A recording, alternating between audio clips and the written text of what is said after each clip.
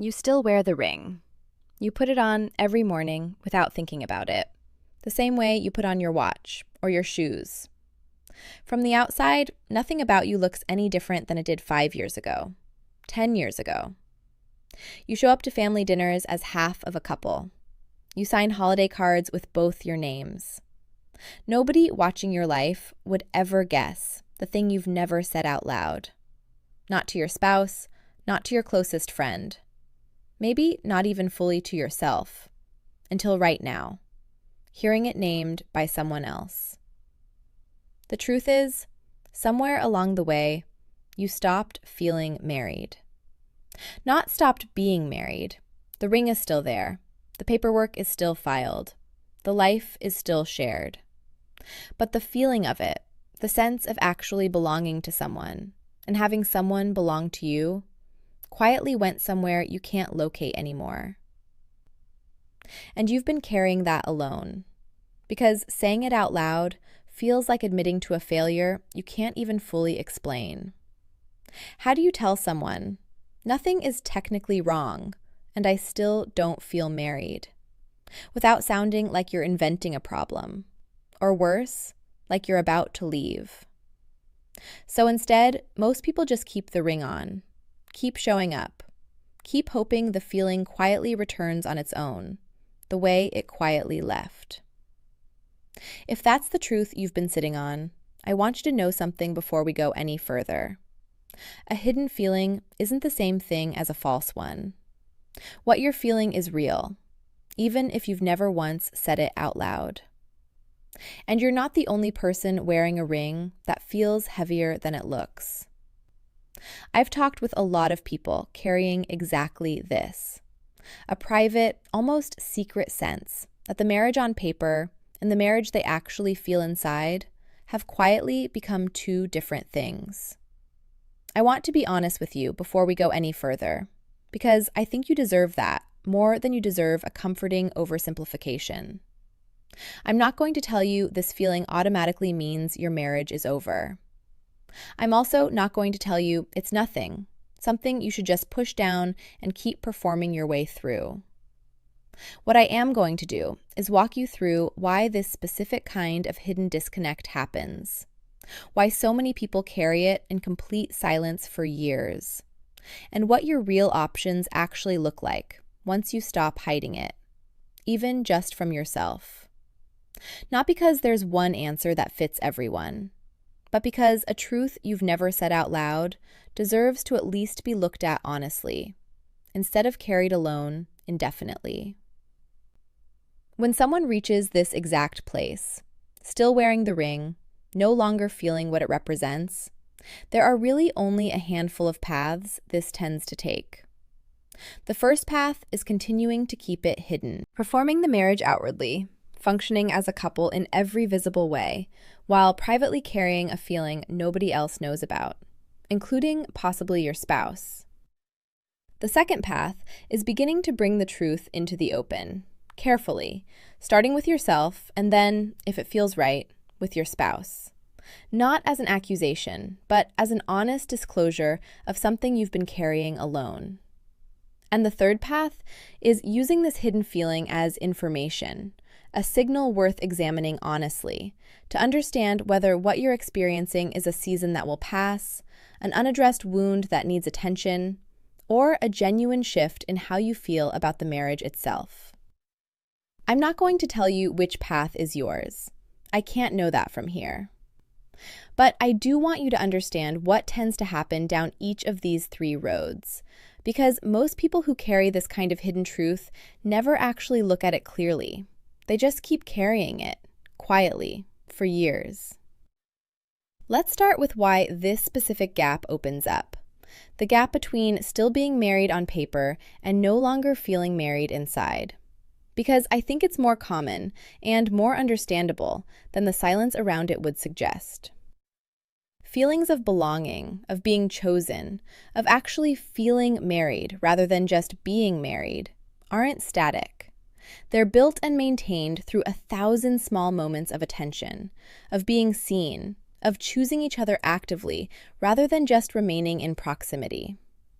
When those moments quietly stop happening, through exhaustion, through resentment that never got voiced, through years of simply coexisting instead of connecting, the legal and practical facts of the marriage can remain completely intact, while the felt experience of it slowly hollows out from the inside. You can keep every outward commitment of a marriage, while the internal sense of actually being married quietly disappears, almost like a house that still stands, but is no longer being lived in the way it once was.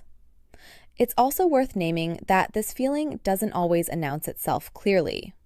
Sometimes it arrives all at once, on an ordinary Tuesday, standing in your kitchen for no particular reason. More often, it arrives gradually.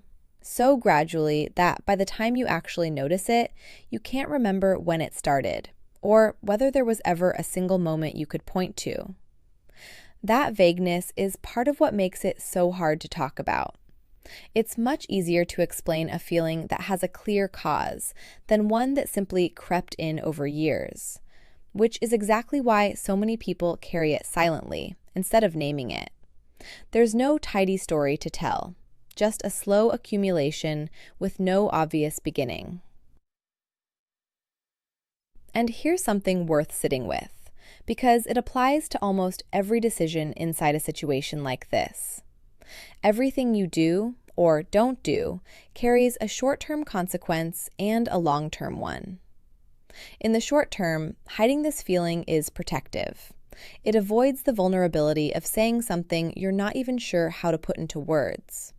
It avoids the risk of your spouse reacting with hurt or defensiveness, or a conversation you don't feel ready to have. It avoids having to explain a feeling that doesn't come with a clear cause you can point to. But the long-term consequence of carrying it in complete silence is that it tends to deepen, not lift. Feelings that go unnamed rarely resolve themselves quietly. They usually just get heavier, the way any weight does when it's carried alone for long enough, without ever being set down, even briefly, in front of someone else. I also want to name something that might be hard to admit, but I think it matters. Carrying this hidden truth is often, quietly, its own kind of loneliness, separate from whatever's happening or not happening in the marriage itself. You can be surrounded by your spouse, your kids, your whole life, and still feel profoundly alone inside a feeling you've never said out loud to a single person. That isolation is real, and it deserves to be taken seriously on its own, not just as a symptom of the marriage, but as something costing you directly. Every day you carry it silently. Now, let's actually look at where each of these three paths tends to lead, starting with the first, continuing to hide it. In the short term, this path feels like the safest option, and in many ways, it is the path of least immediate resistance. Nobody has to know. Nothing has to change on the surface. You get to keep functioning, keep showing up, keep wearing the ring, without anyone questioning what it means to you privately. But I want to be honest about the long-term consequence of that same choice. A feeling that's never spoken tends to calcify into something closer to resignation, a quiet, permanent sense that this is simply what your life is now, rather than something that was ever actually examined or chosen. The version of you carrying this today, while it's still something you're actively feeling and questioning, is in a fundamentally different position than the version of you a decade from now who simply stopped asking the question because the answer started to feel inevitable. There's also a particular danger in this path that's worth naming directly. The longer a feeling stays completely hidden, the more it can start to feel like the only honest thing about your life. While everything visible, the ring, the shared calendar, the family photos, starts to feel like the performance. That reversal, where the private truth feels more real than the public one, is exhausting to sustain indefinitely, even when nobody else can see the strain it's costing you. The second path, beginning to bring the truth into the open, tends to feel frightening before it feels relieving. And I want to prepare you for that honestly. In the short term, even admitting this to yourself in plain language can feel destabilizing, let alone saying it to your spouse. I think of a situation I've seen more than once, with the details changed but the shape kept intentionally similar. Someone who had carried this exact feeling for years, terrified that saying it out loud would sound like a confession of wanting to leave, when really it was closer to a confession of wanting to feel found again. When they finally said it, not as an ultimatum, just as an honest disclosure, something like, "I still love you, but I don't feel married the way I used to, and I don't fully understand why." Their spouse's first reaction was a mix of hurt and relief, because they'd sensed something was different for a long time, but had never been given the words for it either. That conversation didn't fix anything instantly, but it turned a private, isolating weight into a shared question two people could actually work on together, instead of one person quietly carrying it alone. That's usually what the long-term consequence of this path looks like. Not immediate resolution, but the relief of no longer being the only one who knows. The third path is using the hidden feeling itself as real information, rather than something to be ashamed of or explained away. Sometimes this feeling is temporary. Grief, burnout, depression, a hard season that's dimmed your capacity to feel connected to anyone, including yourself, and will lift as the season does. Sometimes it points to something specific and addressable inside the marriage. Resentment that built up quietly, intimacy that faded and was never discussed, a slow accumulation of disappointments neither of you ever named. And sometimes, for some people, it points to something more fundamental, a genuine shift in how they feel about the relationship that deserves honest, careful examination, rather than either denial or panic. I'm not saying I know which of these is true for you. I can't know that from here, and honestly, you may not fully know it yet either. Not until you actually sit with the question, instead of avoiding it by staying busy or staying quiet. What I will say is this: the short-term consequence of never examining the feeling is that it stays vague and overwhelming. An unnamed weight you can't do anything about because you've never actually looked at what it's made of. The long-term consequence of examining it honestly, even if the answer is complicated, is that you finally get to understand what you're actually dealing with, instead of just carrying an undefined heaviness indefinitely.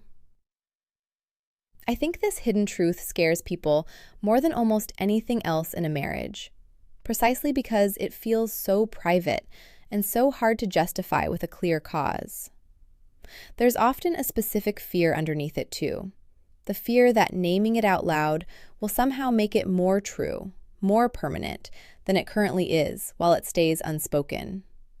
But feelings don't generally work that way. Naming a feeling doesn't create it. It was already there, doing its work quietly, whether you said it out loud or not. What naming it actually does is give you somewhere to put it besides the inside of your own head. And that, on its own, is often the first real relief people describe after carrying this kind of hidden truth for a long time. Naming it, even just to yourself first, isn't a betrayal of your marriage. It's the first honest step toward understanding what's actually happening inside you. And that understanding is something you deserve, whether it ultimately leads you back toward your spouse, toward a harder conversation, or toward simply recognizing what season of life you're in and moving through it with more clarity than you have right now. I know this feeling is deeply personal, and only you really know what it actually feels like to carry it. I can't know that from here, and I wouldn't presume to.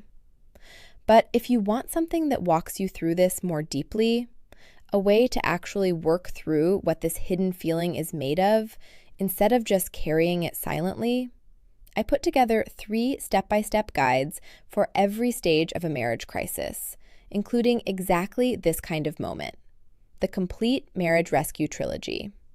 It's linked in the first comment below, whenever you're ready to look at it. Now, let's keep going. Here's the part I really want you to sit with before we finish today. Not feeling married doesn't mean you're not married. And it doesn't mean something is fundamentally broken beyond repair.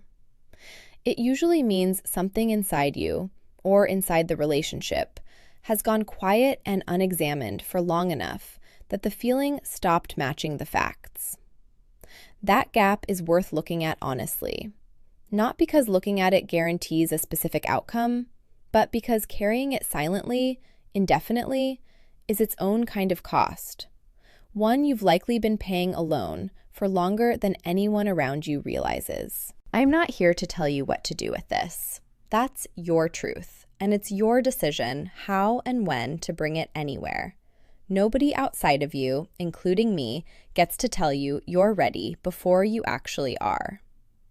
But if you do want support thinking this through, a clear, honest way to understand what this feeling might actually be made of, and what your real options look like once you stop carrying it entirely alone. That's exactly what the Complete Marriage Rescue Trilogy was built for. It's not a script telling you exactly what to say to your spouse tonight, and it's not a lecture about what you should be feeling instead. It's 3 guides that walk you through the question itself, privately at first, if that's what you need, at whatever pace genuinely fits where you are. It's linked in the first comment below. Take your time with it. Go look at it when you're actually ready. There's no rush on my end, and there shouldn't be on yours either. Before you go, I want to leave you with this. Still wearing the ring while quietly not feeling married doesn't make you a fraud, and it doesn't mean you failed at something everyone else seems to have figured out. It means you're a human being carrying something complicated, the way a lot of people are, most of them just as silently as you have been. There isn't a universal right answer about what this feeling means or what to do with it, and I'd be lying if I told you there was one. What's right is going to depend on your history, your spouse, and what you're actually willing to look at honestly once you stop hiding it, even just from yourself. If any part of what I talked about today felt like it was describing something you've never said out loud, I'd genuinely like to hear about it. Tell me in the comments, even just a few words, about what this feeling has actually been like to carry. Not to be judged, and not to be told what your marriage is worth by strangers on the internet. Just to be heard by other people quietly wearing the same weight. Wherever you are in this tonight, you're allowed to stop carrying it entirely alone. That doesn't mean announcing it to everyone you know tomorrow morning. It just means letting it exist somewhere outside of you, on a page, in a conversation, with someone you trust, instead of only inside a mind that's been holding it by itself for far too long.